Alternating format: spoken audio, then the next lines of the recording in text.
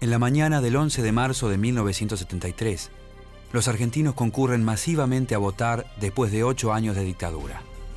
Por primera vez en mucho tiempo, el peronismo puede presentarse a una elección y aunque Perón continúa proscripto, su candidato Héctor Cámpora tiene grandes posibilidades de llegar a la presidencia. Las elecciones transcurren con normalidad, pero con el cierre de los comicios, los problemas no tardan en llegar. La demora en la difusión de los cómputos oficiales hace temer a muchos un posible fraude de parte de las Fuerzas Armadas que se niegan a aceptar un triunfo justicialista. Si bien las manifestaciones están prohibidas, cientos de personas desafían a la policía y se reúnen frente a la sede del peronismo, inquietas por la desinformación. Recién al día siguiente, cuando el candidato radical Ricardo Balbín renuncia a presentarse a una segunda vuelta, la Junta de Comandantes debe aceptar su derrota. La consigna levantada por la juventud peronista, Cámpora al gobierno, Perón al poder, se hace realidad, aunque nadie sabe todavía las verdaderas consecuencias de su significado.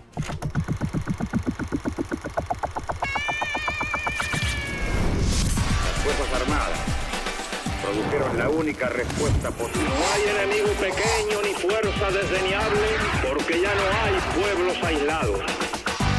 Héctor José Cámpora nace el 26 de marzo de 1909 en la localidad de Mercedes, provincia de Buenos Aires. En 1929, luego de terminar sus estudios secundarios, viaja a Córdoba para cursar la carrera de odontología en la Universidad Nacional de Córdoba.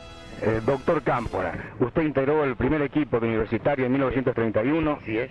cuando ganaron por primera vez el primer campeonato de rugby de la U. ¿Qué recuerdos hay de aquello, de la gente que compartió con usted aquellos momentos? Bueno, muy lindos recuerdos, muy buenos compañeros. Practicábamos el deporte por el deporte mismo, lo hacíamos con una gran dignidad. Y decía anoche en una reunión de amigos que yo en la pelota la conocía, pero no la había tocado nunca. Con el título de odontólogo, Cámpora se radica en San Andrés de Giles, en donde se casa con María Georgina Acevedo, forma una familia y comienza a ejercer su profesión. En 1944, el gobierno del general Edelmiro Farrell lo designa comisionado municipal y su nueva función le permite conocer al carismático secretario de Trabajo y Previsión Social, Juan Domingo Perón. En las elecciones de 1945, integra un movimiento político que reúne a independientes, a laboristas y a radicales renovadores en apoyo a la candidatura para presidente de Perón. Con el triunfo justicialista, asume como diputado nacional y preside la Cámara entre 1946 y 1952. Durante los años del primer gobierno peronista, llega a entablar una sólida relación política y afectiva con Eva Perón, que perdura hasta la muerte de la primera dama en 1952. Luego del derrocamiento del presidente Perón, en septiembre de 1955, Cámpora es falsamente acusado por el gobierno militar de corrupción y de malversación de fondos. Es confinado a prisión en el penal de Ushuaia, junto a otros presos políticos, entre los que se encuentra John William Cook, quien años más tarde será el líder de la resistencia peronista y primer delegado de Perón. Al año siguiente, Cámpora logra fugarse con un grupo de prisioneros y llegar a Chile, donde pide asilo político. Con el triunfo de Arturo Frondizi en las elecciones de 1958, ingresa de manera semiclandestina a la Argentina. Una vez cerradas sus causas judiciales, resigna por algunos años la actividad política y se dedica a diversos trabajos para mantener a su familia. A comienzos de los años 70, la dictadura militar que gobierna el país se encuentra agobiada por el descontento popular y por la violencia creciente. En ese contexto de crisis, el último de los presidentes de la autodenominada Revolución Argentina, general Alejandro Lanusse, decide abrir el juego político y llamar a elecciones, pero mantiene una cláusula proscriptora que impide a Perón ser candidato. El 9 de noviembre de 1971, Perón designa a Héctor Cámpora como su delegado personal en Argentina, en reemplazo de Jorge Paladino, sospechoso de mantener negociaciones secretas con Lanusse. Hasta ese momento, Cámpora ha ocupado cargos secundarios en la estructura partidaria, pero mantiene una estrecha amistad con Perón y una lealtad inquebrantable hacia el líder. Doctor, usted viene aquí como delegado de Perón en la Argentina. Sí, las funciones que cumplía el señor Jorge Daniel Paladino, ¿van a ser exactamente iguales las suyas a las que él cumplía o hay alguna variante en esta representación que usted invite? El compañero Jorge Daniel Paladino desempeñaba las dos funciones, la de delegado personal del señor general Perón y la del secretario general del movimiento justicialista. Yo vengo designado con una sola jerarquía, que es la de delegado personal del general Perón. Pero piensa en definitiva que el Consejo Superior debe renunciar o no. Pero eso me pregunta a mí usted, señor. Se lo pregunto a usted. Yo pienso que no hay motivos para renunciar, no hay crisis en el movimiento peronista, hay un solo relevo de una persona. Vale decir que para usted no es necesaria una reorganización total. Debe haber una reorganización en base a los miembros subsistentes en el Consejo. A partir de su nombramiento, el nuevo delegado tiene una difícil misión: reorganizar el peronismo, preparar el regreso al país del líder exiliado y estrechar lazos con los partidos políticos que conforman la Hora del Pueblo, con el objetivo de formar un frente común contra la dictadura. Llegar a pensarse que podría faltar las fuerzas cívicas o políticas, sino porque han venido más de las que aún no hemos tenido la cortesía de invitarlas por algún olvido involuntario y se han hecho presentes en forma espontánea y natural. Con eso le digo para que usted tenga la magnitud del éxito de la reunión o de la asamblea, que yo le llamo la Asamblea del Pueblo y de sus libertades. A comienzos de 1972, Cámpora concreta la formación del Frente Cívico de Liberación Nacional, Fresilina, una coalición política que será el paso previo para una alianza electoral. A pesar de sus logros, el delegado es resistido por la burocracia sindical y por algunos políticos conservadores del peronismo, que entienden que su desempeño favorece a los sectores más duros del partido. Es así como Cámpora encuentra en la juventud peronista el apoyo que les niegan las viejas estructuras partidarias. A su vez, los jóvenes ganan espacio en el interior del movimiento, legitimados por Cámpora y por el propio Perón, en actos, en movilizaciones y en cargos partidarios. Esta relación confluye en un diagnóstico compartido: la necesidad de ganar las calles y combatir el régimen para posibilitar el retorno del líder exiliado. Para mediados de 1972, el gobierno lleva adelante una reforma constitucional que incluye la segunda vuelta para las elecciones presidenciales en caso de que ningún partido supere el 50% de los votos. Con esta medida, sumada a la proscripción de Perón, la NUCE busca impedir el triunfo del peronismo en las elecciones. Por lo tanto, el justicialismo no dialogará en esas condiciones. El justicialismo no dialogará. ¿Qué debería consistir este cambio, doctor, una vez que ya ha sido sancionada la ley que inhibe de no estar en el país? Cosa que es obvia, compañero periodista, por cuanto hemos dicho el justicialismo que no quiere reforma de la Constitución, que no quiere presos políticos, que no quiere estado de sitio, leyes represivas, ¿no es cierto? Todas esas cosas hacen que el proceso, el socialismo lo considere condicionado. ¿Dentro de la ley represiva se incluye la ley que establece que los candidatos tienen que estar antes del 25 de agosto en el país? Pero por supuesto, si esa es lisa y llana y categóricamente una reforma de la Constitución. Finalmente, en noviembre de 1972, Perón vuelve a la Argentina. Durante su estadía en el país, intenta infructuosamente levantar la proscripción a su candidatura. Mientras tanto, organiza un frente político para presentarse en las elecciones, denominado Frente Justicialista de Liberación. El 25 de diciembre, renuncia a su candidatura y parte rumbo a Paraguay sin despejar el enigma sobre la persona que nombrará en su reemplazo. Los rumores periodísticos aumentan, pero, una vez más, casi nadie parece acertar con las impredecibles estrategias de Perón. Hoy se me preguntó a mí, en el supuesto caso que la cláusula proscriptiva no fuera levantada, el justicialismo ¿qué haría? Le he dicho siempre que el comando táctico y estratégico resolvería los nuevos lineamientos a seguir. Si seguimos, el candidato será un justicialista, será un civil, y usted me preguntó, si era un joven, mucho mejor. Finalmente, desde Paraguay, Perón elige a su delegado como candidato a presidente. Con esta decisión premia la lealtad y verticalidad de Cámpora, se asegura la total subordinación a sus órdenes ante una victoria del Frente y bloquea toda acción negociadora de la burocracia sindical. Los jefes sindicales se niegan a aceptar la candidatura de Cámpora y defienden con intransigencia la postulación del propio Perón, a esas alturas algo imposible.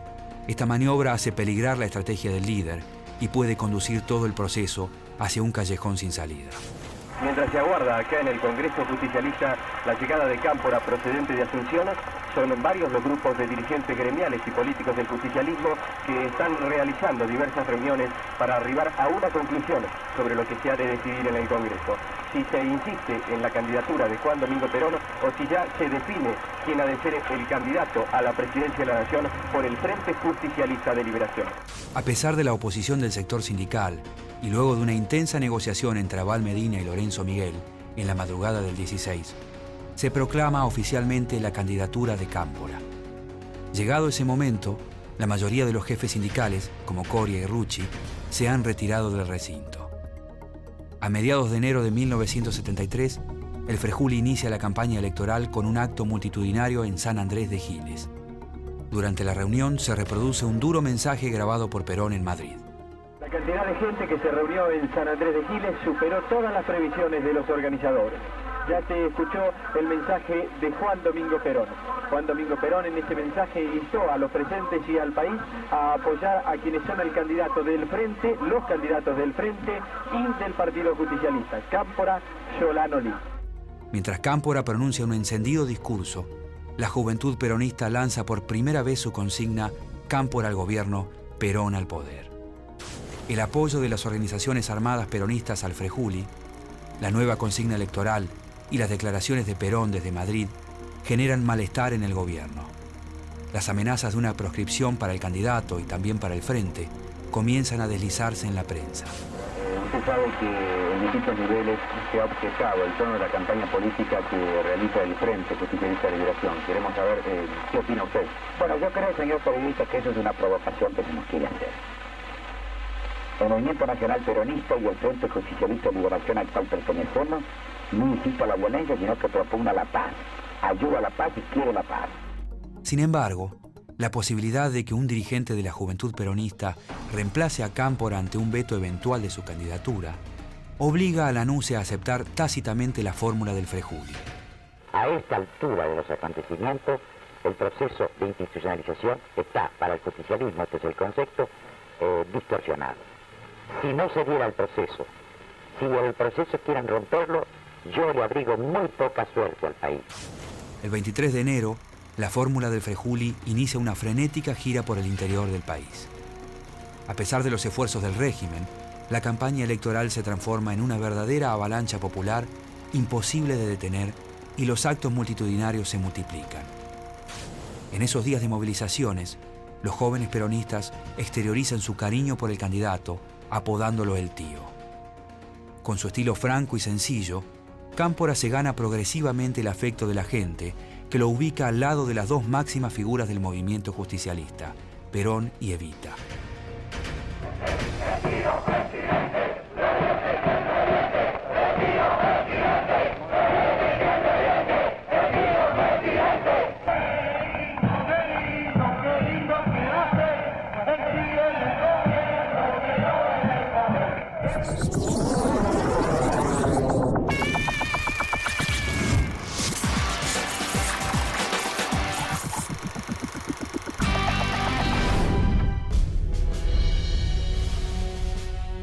La juventud peronista se transforma en el motor de la campaña y demuestra una enorme capacidad de movilización en cada acto. En las tribunas abundan las consignas combativas y de apoyo a la guerrilla, y los límites de la tolerancia se diluyen en la violencia de las fuerzas represivas contra los militantes políticos. El compañero Justo Suárez, candidato a diputado, miembro de la Juventud Peronista, fue detenido sin causa alguna. No hubo órdenes de captura para él, fue detenido así espontáneamente. Lo mismo que el caso de la muerte del compañero Figueroa en Tucumán. Eso va envuelto dentro de todo un contexto de agresividad al movimiento peronista. Durante los 2 meses que dura la campaña, la violencia de la guerrilla no cesa y con el paso de los días, el clima político se enrarece. El 19 de febrero, un comando del ERP, Ejército Revolucionario del Pueblo, asalta en Córdoba el batallón 141 de comunicaciones del ejército. Los militares responden de inmediato con un allanamiento a la sede justicialista, donde se encuentra el candidato a gobernador Ricardo Obregón Cano. En un allanamiento que consistiría en una revisación prolija de todas las dependencias del local, control de documentación de las personas que se encontraban en el lugar y la búsqueda de eventuales armas.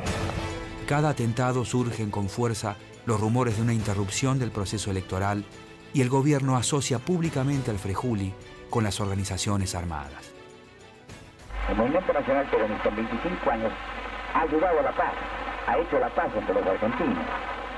Sin embargo, otros no podrían decir lo mismo. ¿Qué se refiere al presidente de la República? Bueno, que se ponga el poncho quien sienta frío, señor periodista. Pese a las dificultades, el proceso sigue su curso y a comienzos de marzo se llevan a cabo los actos de cierre de campaña de todos los partidos. Una verdadera multitud se ha hecho presente aquí en el estadio del Club Independiente en Avellaneda para asistir al cierre de la campaña del Frente Justicialista de Liberación.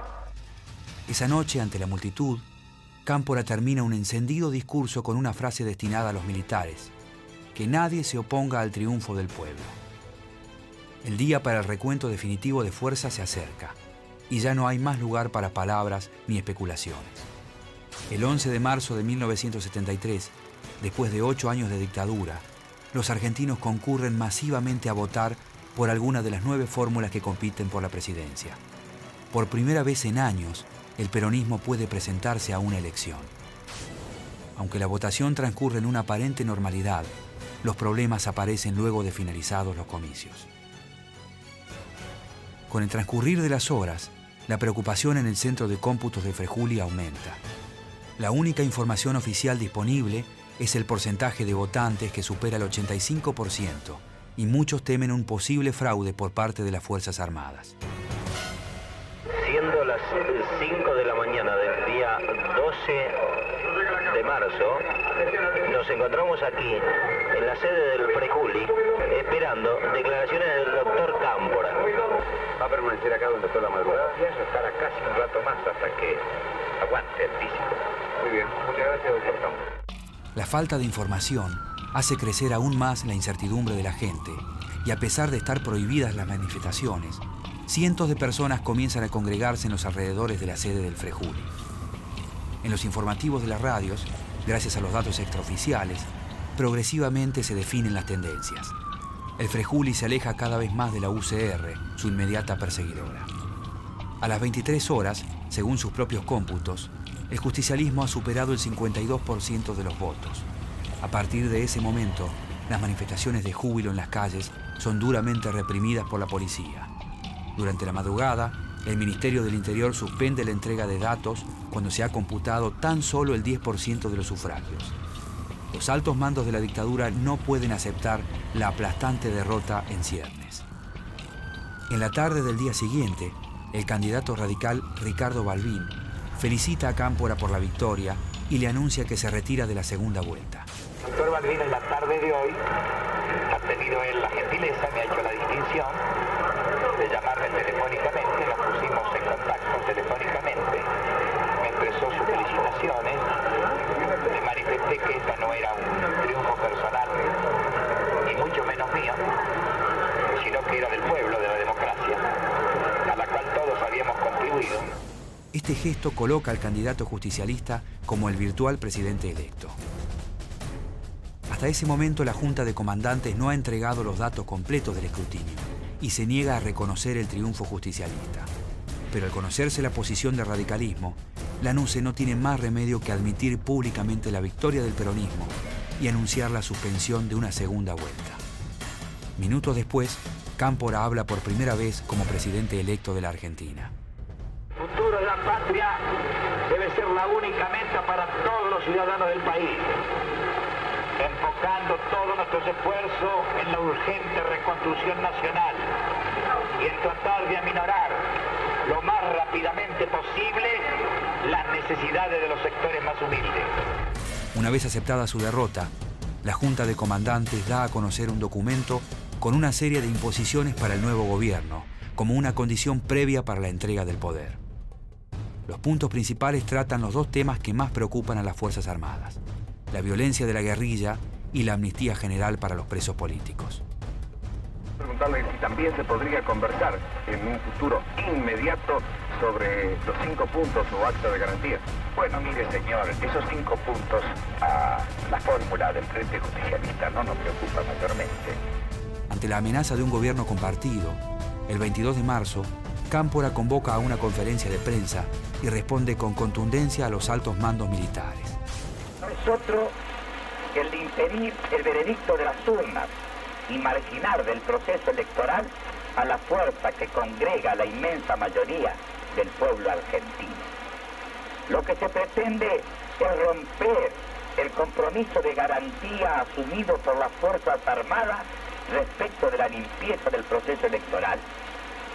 Este compromiso, que es público, obliga al honor de los hombres de armas frente a su pueblo y frente al mundo.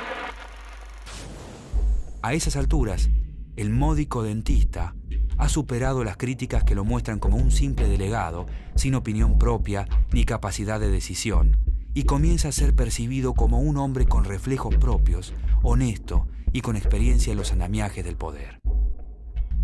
Durante el tiempo que resta hasta el 25 de mayo, día de la entrega del poder, el clima político se enrarece y la continuidad de la democracia parece peligrar. Entonces tengo esperanza como futuro gobernante en ejercicio que esta gente indudablemente tiene el criterio y el concepto que por esa senda se logra el objetivo de la liberación, piensen y nos den tregua a nosotros suficiente para comprobar o no si nosotros estamos en esa senda y vamos a lograr nuestros objetivos. La violencia, lejos de detenerse, aumenta. 2 de abril, una mañana de otoño como tantas. La noticia se ha extendido como un reguero de pólvora. Se ha secuestrado a un contraalmirante. En este caso, al contraalmirante Francisco Alemán. 3 días después, Montoneros asesina en Córdoba al coronel Iribarren. El 30 de abril, cae asesinado el almirante Hermes Quijada, principal encubridor de la masacre de Trelew.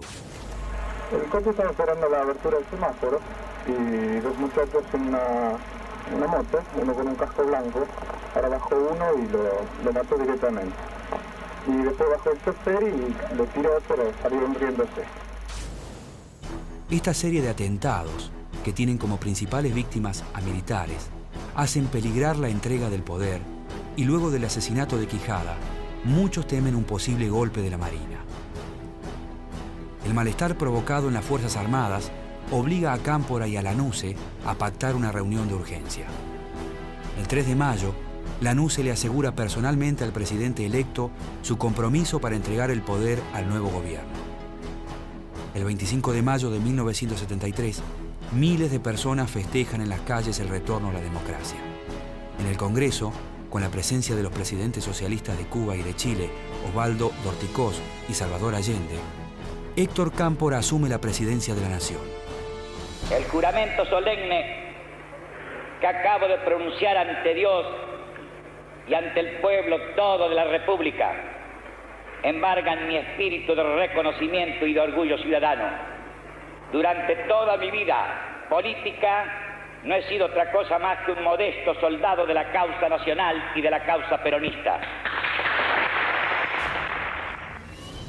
Luego del acto, Cámpora habla desde el balcón de la Casa Rosada a una plaza repleta, dominada por los estandartes de la Juventud Peronista y de las formaciones especiales. Al atardecer, miles de personas se dirigen hacia la cárcel de Devoto para exigir la liberación de los presos políticos. Ante la presión de los manifestantes y de las organizaciones armadas, que amenazan con tomar el penal, el presidente firma durante la noche un indulto masivo para los militantes detenidos. Desde la asunción de Cámpora, la efervescencia de la campaña electoral se prolonga y ese estado de agitación es aprovechado para conspirar contra el presidente. Aunque las organizaciones armadas han hecho un alto provisional en la lucha, la intensa movilización de la juventud peronista genera un clima que algunos medios describen como vacío de poder. Con el transcurrir de los días, las tensiones en el interior del peronismo se agudizan y el 20 de junio de 1973, día en que Perón regresa definitivamente a la Argentina, el conflicto estalla. Ese día, en los alrededores del aeropuerto de Ezeiza, un enfrentamiento entre la custodia dispuesta por el ministro López Rega y miembros de Montoneros termina en una tragedia con decenas de muertos y de heridos. El presidente Cámpora paga un alto costo político por lo sucedido. Desde la llegada de Perón a la Argentina, su residencia en Gaspar Campos se convierte en una sede paralela del mando político. Allí concurren el presidente y sus ministros a recibir orientaciones del jefe del movimiento. El 10 y el 11 de julio, mientras corren los rumores de una posible renuncia de Cámpora, Perón se reúne con los jefes de las Fuerzas Armadas. Acosados por las presiones de su propio partido, el 13 de julio, Cámpora y Solano Lima presentan sus renuncias en el Congreso. En nombre mío y del señor Vicente Solano Lima, por cuanto no hubiéramos tenido tranquilidad de conciencia si no lo hubiéramos convocado a los señores legisladores nacionales, a los efectos de comunicarle en forma personal y de viva voz nuestra decisión de interrumpir momentáneamente este proceso del gobierno del pueblo,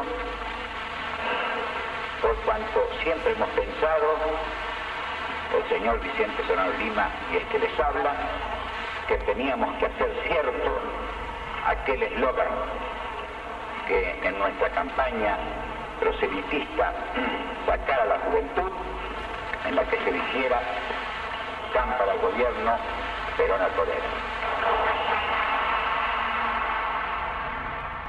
En septiembre de 1973, luego de la asunción de Perón y en medio de una persecución partidaria, Cámpora es enviado a México como embajador. Días antes de la muerte del líder justicialista, Cámpora renuncia a su cargo después de sufrir reiterados desplantes desde el Ministerio de Asuntos Exteriores. En septiembre de 1974, amenazado por la AAA, debe retornar a México, en donde abre un consultorio odontológico junto al ex gobernador de Córdoba, Ricardo Obregón Cano, depuesto un año antes por un golpe policial.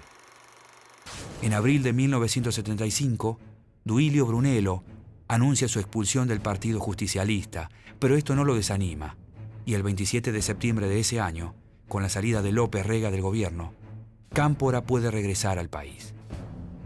El 24 de marzo de 1976, al producirse el golpe de Estado, es perseguido por grupos militares y logra refugiarse en la Embajada de México. Durante su asilo, los médicos le detectan un tumor maligno en la garganta. Con su vida en peligro, intenta conseguir un salvoconducto para salir del país como refugiado político, pero el régimen rechaza uno a uno todos los pedidos. En noviembre de 1979, 3 años y medio después de haber ingresado a la embajada y cuando su muerte ya es un hecho inevitable, la Junta Militar le otorga el permiso para viajar a México. Allí recibe tratamiento médico y el 19 de diciembre de 1980 muere víctima de cáncer. Aquel hombre de lealtad insobornable, que solo había recibido a cambio traición y desprecio, pagaba por su libertad con la vida. Los 49 días que duró su breve gobierno serán recordados popularmente como la primavera camporista, un interregno de libertad y de esperanza en el que todo parecía posible.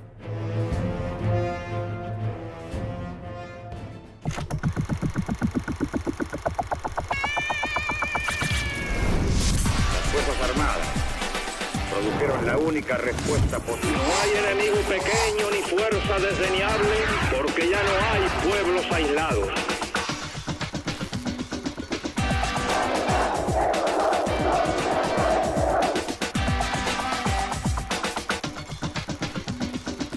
Hemos llegado a la Revolución Argentina. Es el único adversario